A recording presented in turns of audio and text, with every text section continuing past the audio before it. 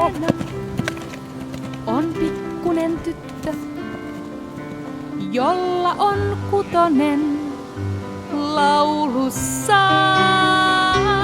Magdaleenalla sukka on rikki ja suussa on 9 hammasta.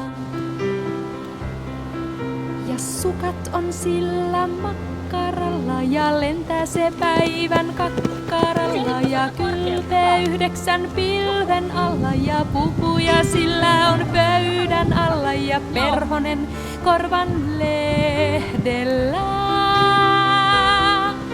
Ja sukat on sillä makkaralla ja lentää se päivän kakkaralla ja kylpee 9 pilven alla ja pupuja sillä on pöydän alla ja perhonen korvan lehdellä.